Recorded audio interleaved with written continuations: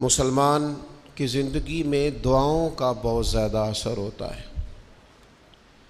دعائیں لگ جایا کرتی ہیں، دعائیں اپنا رنگ دکھایا کرتی ہیں، دعائیں اپنا اثر رکھتی ہیں، اور انسان کے گرد جو چیز حصار بن کر اس کی حفاظت کرتی ہے وہ بھی دعا ہوتی ہے۔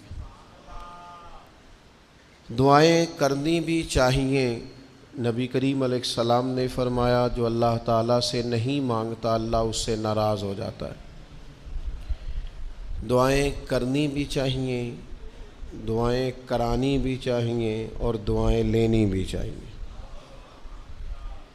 معاشرہ جیسے جیسے تیزی کی منزلیں طے کرتا ہے اور جیسے جیسے لوگوں کے ذہن گھٹن کا شکار ہوتے ہیں اور مزاجوں کے اندر جیسے جیسے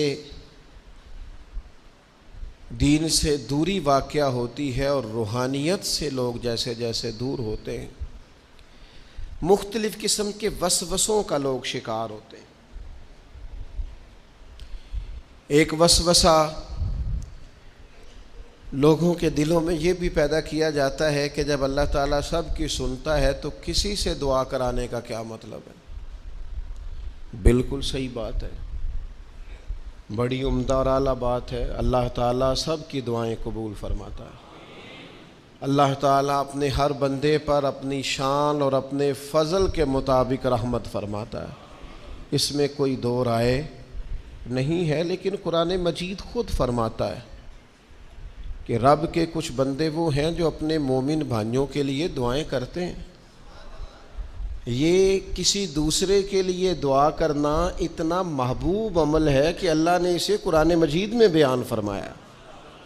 والذین جاءوا من بعدہم یقولون ربنا اغفر لنا ولإخواننا الذین سبقونا بالایمان، فرمایا وہ جو ان کے بعد آئے وہ عرض کرتے ہیں رب کی بارگاہ میں کہ اے اللہ ہمیں بھی بخش دے اور ہمارے ان بھائیوں کو بھی بخش دے جو ہم سے پہلے ایمان لائے۔ وہ اپنے پچھلوں کے لیے دعائیں کرتے ہیں، اللہ کے حضور عرض کرتے ہیں یا اللہ انہیں معاف کر دے، انہیں بخش دے۔ یہ دعا انہوں نے کسی کے لیے کی، اللہ نے اس دعا کو قرآن مجید کے اندر بیان فرمایا۔ دیکھیے سب کی دعائیں اللہ کے حضور قبول ہوتی ہیں، لیکن کچھ زبانیں ایسی ہیں جو رب کریم کو پیاری بہت زیادہ ہیں۔ حدیث صحیح میں موجود ہے، نبی پاک علیہ السلام نے فرمایا، رب فرماتا ہے جب بندہ کثرت نوافل کے ذریعے میرے قریب ہو جاتا ہے تو وہ پھر اتنا قریب ہو جاتا ہے، اتنا قریب ہو جاتا ہے کہ میں اس کی زبان بن جاتا ہوں، جب بھی وہ سوال کرتا ہے میں اپنے فضل سے اسے عطا کرتا ہوں۔ بخاری مسلم دونوں میں موجود ہے۔ اب ایسی زبانیں جن کو اللہ تبارک و تعالیٰ کی بارگاہ سے یہ اذن مل گیا، کثرت عبادت، کثرت نوافل، زہد،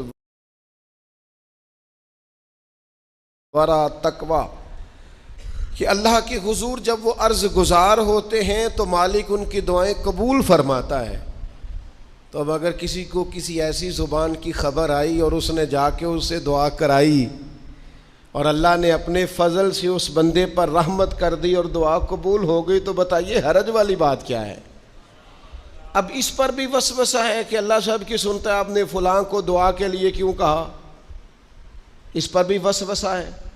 روحانی دنیا سے لوگوں کو دور کرنے کے لیے، اللہ کے نیک بندوں سے دور کرنے کے لیے، وہ لوگ جو مالک کریم کے قرب والے ہیں، جن کو قرآن مجید نے اولیاء اللہ کہا ہے، ان سے لوگوں کا رشتہ کمزور کرنے کے لیے ایک نیا رنگ، ایک نئے انداز میں بات کہ اللہ سب کی دعائیں قبول کرتا ہے، تم دعا کرانے جا رہے ہو، تم نے فلاں سے کہا میرے لیے دعا کرنا، تم نے فلاں بزرگ سے کہا میرے لیے دعا کرنا۔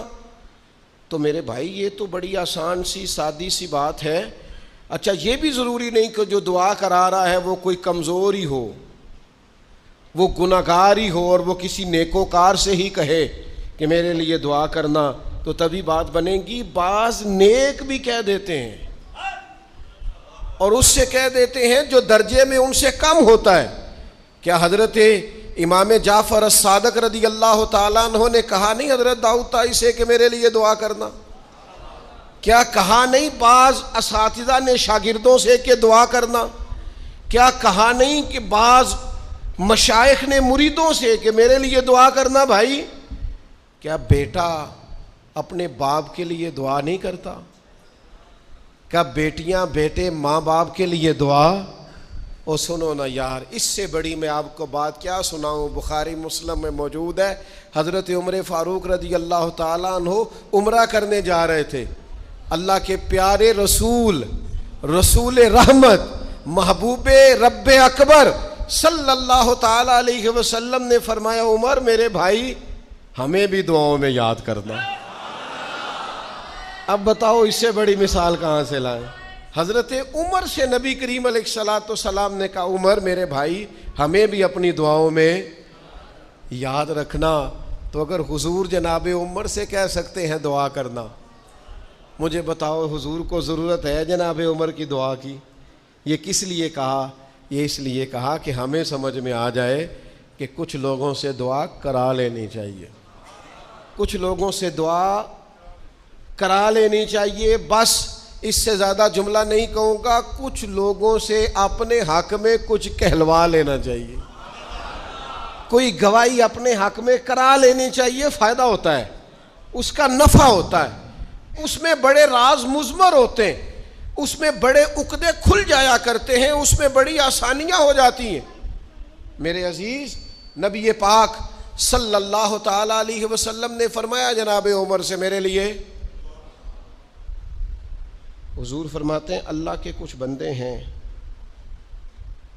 اگر وہ قسم کھا کے کہے نا یا اللہ ایسا کر دے، یہ بخاری مسلم دونوں میں موجود ہے، وہ قسم کھا کے کہے نا لو اقسم علی اللہ لا ابرہ، وہ اگر قسم کھائیں تو رب ان کی قسم بھی پوری فرما دیا کرتا ہے. وہ میرے بھائی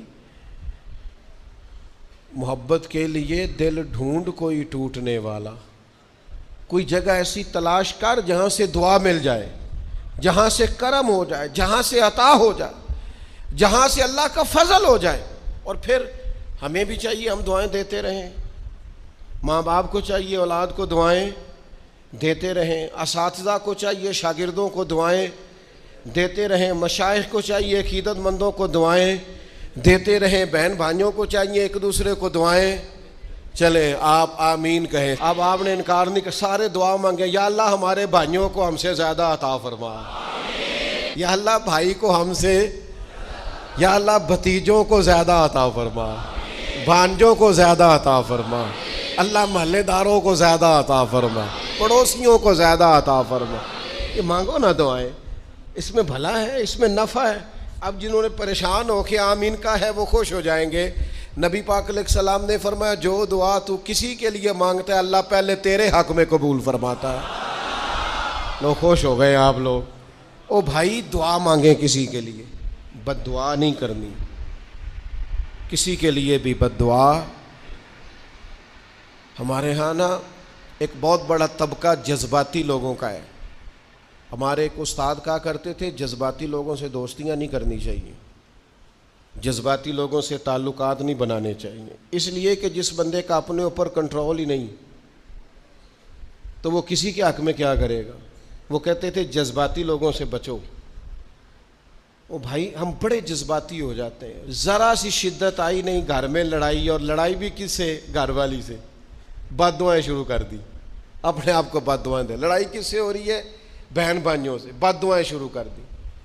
ماں باپ سے لڑائی ہوئی، بد دعا دے رہے، اور بڑی بڑی تلخ ہو کے، بڑی بڑی سخت ہو کے. او بھئی آپ کیوں ایسے جملے کہتے ہیں، کیوں سخت لفظ بولتے ہیں؟ صحیح مسلم میں حدیث ہے، نبی پاک علیہ السلام نے 3 چیزوں کا نام لے کے فرمایا نہ اپنے آپ کو بد دعا دینا، نہ اپنی اولاد کو بد دعا دینا، نہ اپنے مال کو بد دعا دینا. ایسا نہ ہو کہ جب تم وہ دعا کر رہے ہو تو وقت قبولیت کا ہو. کبھی بھی اپنی اولاد کو، اپنے آپ کو، اپنے اموال کو بد دعا نہ دو. کیوں ایسے جملے بولتے ہو؟ یعنی غصے اور جلال میں بھی جب اپنے بچے کے لیے بات کرو تو پیار والی بات کرو، غصے میں، جلال میں، جذباتیت میں بھی بہن بھائیوں کے لیے، گھر والوں کے لیے، اپنے لیے بات کرو تو محبت والی بولی بولو، کبھی بھی اپنے لفظوں کو سخت نہ کرے۔ ہمارے ہاں 1 منٹ لگتا ہے، لوگ کہتے ہیں اللہ کرے میں مر جاؤں، اللہ کرے میں تباہ ہو جاؤں، اللہ کرے میں، او بھائی تو ٹھہر جا، اللہ تعالیٰ نے زندگی تجھے اپنے فضل سے عطا فرمائی ہے، تجھے کیا مصیبت بن گئی ہے، تو کہاں سے نکلا ہے، تو کہاں پہنچ گیا ہے، تو کیسے کہتا ہے میں مر جاؤں؟ تو اپنی جان کا مالک ہی نہیں، تو مالک ہوتا تو اپنی مرضی کے خاندان میں پیدا ہوتا، اپنی مرضی کی تاریخ کو پیدا ہوتا، اپنی مرضی کے ملک میں پیدا ہوتا، تو اپنی جان کا مالک ہی نہیں۔ مالک تو وہ ہے جس نے اپنی مرضی کی جگہ پہ پیدا کیا ہے، اپنی مرضی کا وقت دیا ہے۔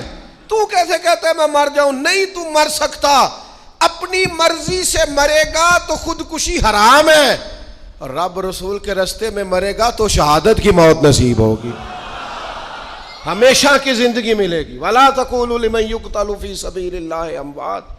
لہذا جذباتیوں کی بد دعائیں کرنا اور سخت بد دعائیں کرنا، میرے ابا جی بھینس کو بد دعا دینے سے بھی منع کرتے تھے، اور میں کبھی کبھی حیران، جب ہم نے یہ حدیثیں پڑھی نا بعد میں کہنا سا یار ان پڑھ بندیاں نے کتوں سبق لیا سی۔ جانور کو، بھینس کو، وہ کسی وقت وہ تنگ آتے نا تو کوئی سخت لفظ کہتا تو کہتے نہ بھائی مال نو بد دعا نہیں دئی دی، تو اس وقت تو مطلب سمجھ نہیں تھی کہ یار مطلب مال نو بد دعا نہیں دئی دی، ایڈی کیڑی میرا مطلب ہے، مشکل ہے ان بندہ ماج نو بھی مندہ نہ آکھے۔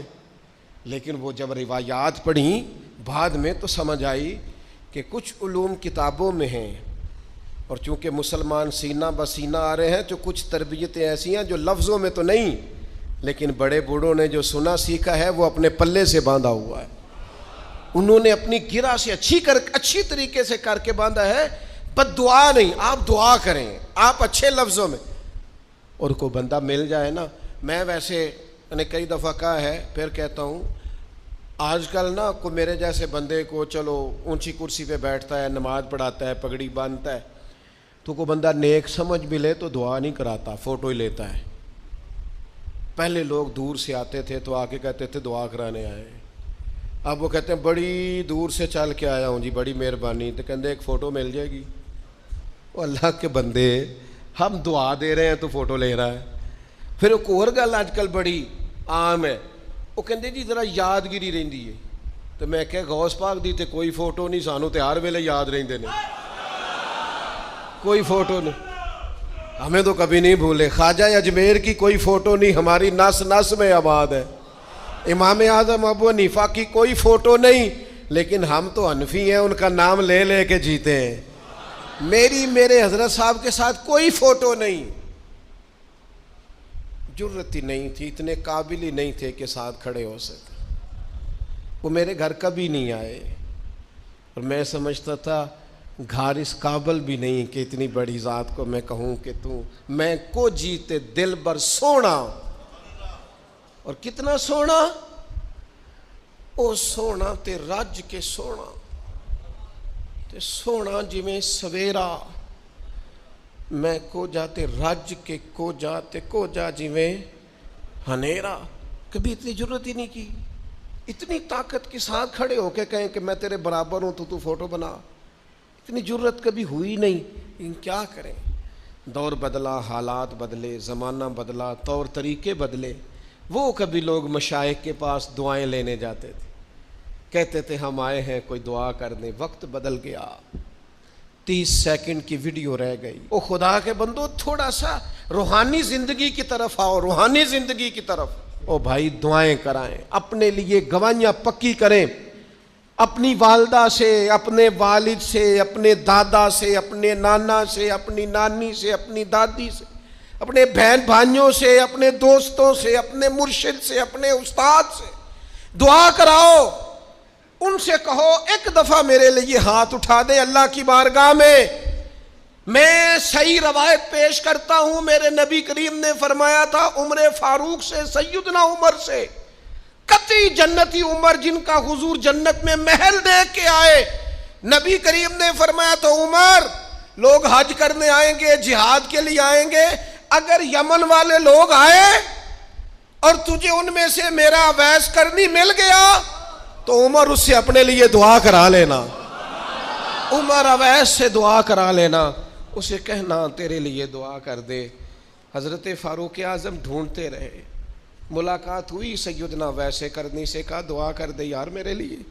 وہ ڈھونڈو، کوئی بیٹھا ہوا مجھے دور دعا دیتا ہے، میں ڈوبتا ہوں پر سمندر اچھال دیتا ہے۔ او بھائی اپنے حق میں دعائیں، التجائیں اللہ کے حضور۔ کچھ لوگوں کی عرض، میں آپ سے عرض کروں، کچھ لوگوں کو دعا لگ جاتی ہے۔ آپ کو جو آدمی بڑا چمکتا دمکتا اجلا نظر آئے نا، اس کا کبھی ماضی ٹٹولو گے نا تو کبھی کوئی اس کے گھر سے روٹی کھا گیا تو فقیر اور اس نے ذوق سے کھلائی تھی، کبھی پیچھے سے ٹٹولو گے تو کوئی روٹی کھا کے دعا کر گیا تھا، کوئی چند گھڑیاں دروازے پہ رہا تھا، اس نے نیکی کی تھی دعا کر گیا تھا۔ کبھی ٹٹولو گے ڈھونڈو گے تو بیمار ماں نے کسی کو دعا دی تھی کہ پتر اللہ تیرے اوپر فضل کرے، کسی کے بوڑھے باپ بیمار نے دعا دی تھی اللہ تجھے کسی کا محتاج نہ کرے، کسی نے دعا دی تھی۔ وہ دعا ہے جو اس کے دائیں بائیں آگے پیچھے چلتی ہے۔ حضرت مولا علی شیر خدا رضی اللہ تعالیٰ عنہ گرمیوں میں بھی موٹے کپڑے پہن کے پھرتے تھے۔ لوگوں نے کہا حضور سخت گرمی اور پھر آپ تو بڑے دلیر آدمی، جوان اور گرمیوں میں بھی موٹے کپڑے۔ فرمانے لگے نبی کریم نے دعا دی تھی کہ اللہ علی کو موسم کی شدت سے بچا کے رکھنا، موسم کوئی بھی ہو علی پہ اثر ہی نہیں کرتا، شیر خدا پہ اثر ہی نہیں ہوتا، موٹے پہن لوں پتلے پہن لوں، اللہ میرے جسم کو موسم کی شدت سے محفوظ رکھتا ہے۔ اپنے لیے دعائیں سمیٹ، چکروں میں نہ پڑھیں، وہ جی سب کی اللہ سنتا ہے، کس نے کہا نہیں سنتا؟ لیکن کچھ ایسے ہیں جو ہاتھ اٹھا دینا تو رب کریم قبولیت سے فرماتے ہیں دیر نہ کرنا، ذرا جلدی جانا، قبولیت سے اللہ کہتا ہے۔ کچھ ایسے ہیں جو ہاتھ اٹھا دینا ہاتھ تو اللہ تعالیٰ مرحوم خورشید گیلانی سے اللہ تعالیٰ ان پر فضل کرے۔ کچھ تھوڑا ربط رہا، انہوں نے نا ایک جملہ اپنی والدہ کے لیے کہا تھا، کہنے لگے میری اماں ان پڑھ تھی، اپلے تھاپتی تھی اور ان کا آنچل دوپٹہ بھی کئی دفعہ میلا رہتا تھا، پر مرحوم گیلانی صاحب کہتے ہیں میری ماں کبھی میلا دوپٹہ بھی سامنے کر کے اللہ سے میرے لیے رحمت مانگتی تھی تو مجھے لگتا تھا مالک نے فضل فرما دیا۔ بھائی اپنے لیے رحمت، اپنی والدہ سے، والد سے، بوڑھوں سے، بزرگوں سے دعائیں لیں۔ کچھ دعائیں ایسی ہوتی ہیں جو کرم کر دیتی ہیں، جو آسانی۔ اور ایک دوسرا پہلو بھی ہے، کبھی کسی بندے کو اتنا تنگ نہ کرنا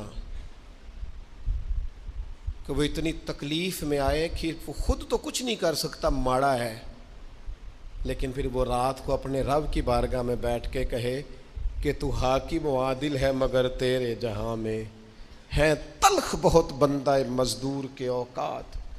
پھر ایسا نہ ہو غریب ہے، ماڑا ہے، خود تو کچھ نہیں کر سکا، پھر اللہ کی بارگاہ میں تیری شکایت کرے، ایسا نہ کرنا۔ میرے نبی پاک علیہ السلام کے درویش صحابی تھے حضرت سعید بن زید رضی اللہ تعالیٰ عنہ، فقیر فاقہ مست، حضرت عمر رضی اللہ تعالیٰ عنہ کے قریبیوں میں سے تھے۔ ایک عورت نے الزام لگا دیا زمین کے قبضے کا۔ میں کیسے آپ سے کہوں کہ جب لوگ کسی ایسے شخص پر جس نے زندگی ساری دیانتداری سے گزاری ہو، لوگ الزام لگاتے ہیں نا تو یہ بھی نہیں سوچتے ہم بات کس کے بارے میں کر رہے ہیں، کھلی ہوئی زبان ہوتی ہے، جو مرضی کہہ دیتے ہیں۔ حضرت سعید بن زید پر الزام لگا دیا، اتنا بڑا آدمی محبوب کا صحابی اور عورت نے الزام لگا دیا۔ اور جب اللہ والے بد دعا دیتے نہیں، لیکن جب کوئی تکلیف اتنی دے، کلیجہ پھٹ جائے، پھر بندہ کیا کرے؟ وہی بات کہ اب وہ کچھ کہہ نہیں سکتے تھے، ایک عورت پر کس طرح کوئی بات ہو سکتی تھی؟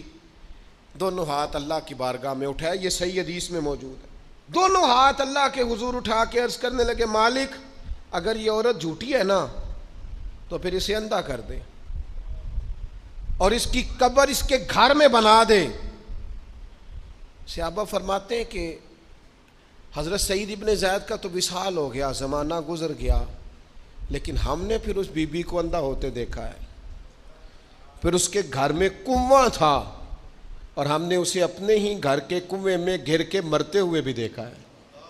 اس لیے کہ جب آپ کسی کو تکلیف دیتے ہیں، جب آپ ستاتے ہیں، جب آپ وہ بات کرتے ہیں جو اس بندے میں موجود نہیں ہے، جب آپ جھوٹ بولتے ہیں اپنے نفس کی تسکین کے لیے، جب آپ زیادتی کرتے ہیں صرف اپنی انا کے لیے، تو پھر بعضوں کا دعائے ضرر نکلتی ہے منہ سے، دعائے ضرر، اور یہ رد عمل کے طور پر نکلتی ہے۔ نبی پاک رحمت للعالمین ہے، لیکن جب حضور گزرے نا ایک دن طواف بیت اللہ شریف کر کے، تو کفار نے پھبتیاں کسیں، بار بار بلا بھلا کا، ایک طواف بھی حضور نے کر لیا، دوسرا بھی کر لیا، تیسرا بھی، اور پھر انہیں اوجڑیاں ڈالی، کئی تکلیفیں دی، تو اس وقت حضور نے پھر دعا کی تھی، اے اللہ گن لے ان لوگوں کو، گن مالک ان بندوں کو، یہ اتنی تکلیف دیتے ہیں۔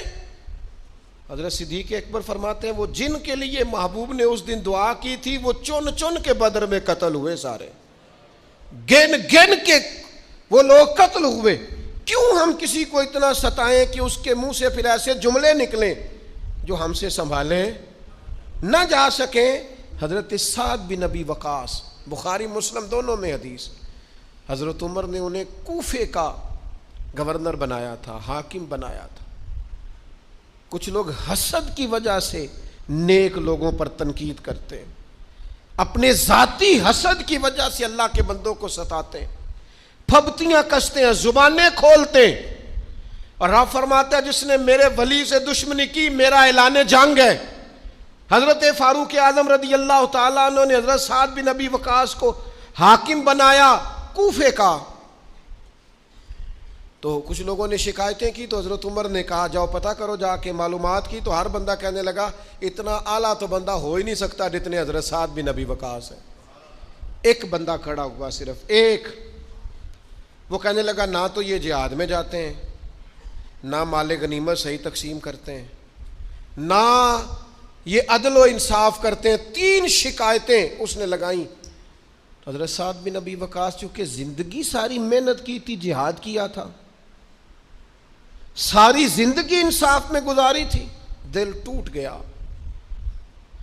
اللہ کی بارگاہ میں عرض کرنے لگے مالک اگر یہ ریاکاری کے لیے کہہ رہا ہے نا، یہ باتیں جھوٹ بول رہا ہے، تو پھر اس نے 3 الزام لگائے ہیں، تو میں 3 دعائیں کرتا ہوں، اس بندے کی عمر لمبی کر دے، اس کا فاقہ بڑھا دے، اور اسے فتنوں میں مبتلا کرنا میرے مالک۔ یہ دعا نکلی حضرت سعد بن ابی وقاص کی زبان سے۔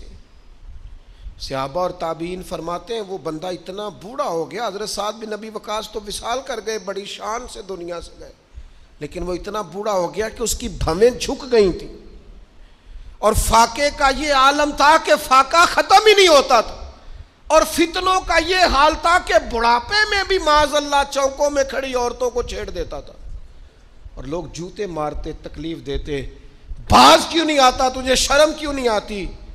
تو کہتا تھا لوگوں میں کیا کروں، مجھے حضرت سعد بن ابی وقاص کی بد دعا لگ گئی، میں نے ان کو ستایا، دل توڑا، اذیت دی، کیوں ہم اس طرح کے لفظ کہیں؟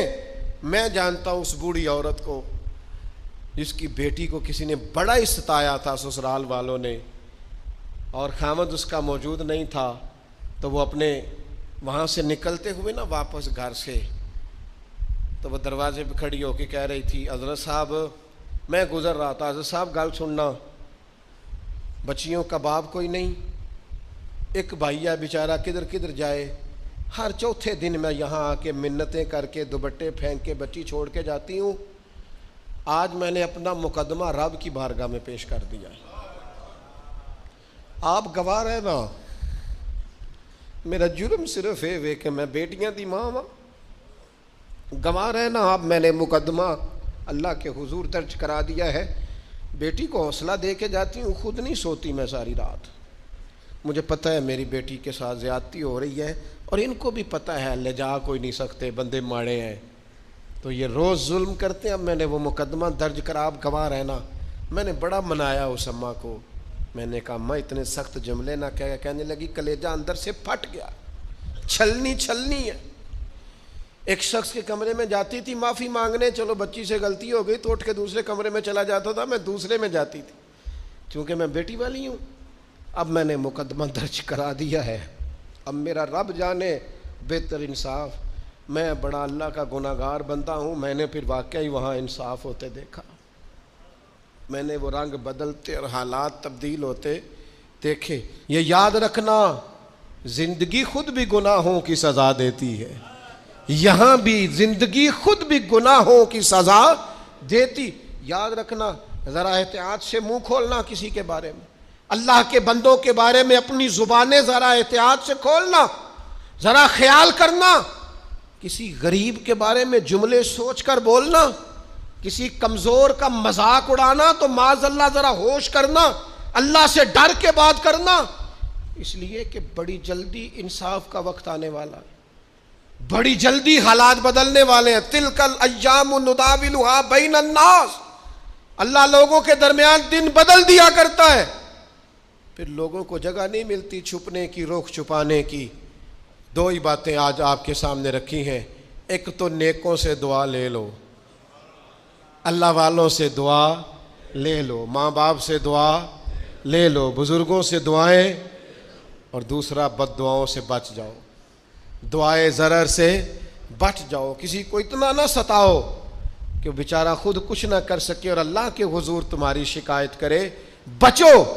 وہ میں نے بہت پرانا ایک جملہ کہا تھا، پھر کہتا ہوں، غریبوں کی بد دعائیں دن میں نہیں ستاتی، غریبوں کی بد دعائیں رات کو ستاتی ہیں۔ جب اے سی پورا لگا ہو، گھر پورا بہترین بنا ہو اور نیند نہ آئے، اور اپنے ہی گھر سے خوف آئے، اور اپنے ہی مقام سے بندہ بے چین ہو کے اٹھے، اور کبھی چھت پہ اور کبھی نیچے، اور پتہ نہیں مجھے کیا ہے اور پتہ نہیں مجھے کیا ہے، تو پھر وہ استغفار کرے، پھر وہ جس کو ستایا اس سے معافی مانگے، پھر جس کا دل توڑا ہے اس سے جا کے اللہ کی رضا کے لیے معافی مانگ کے آئے۔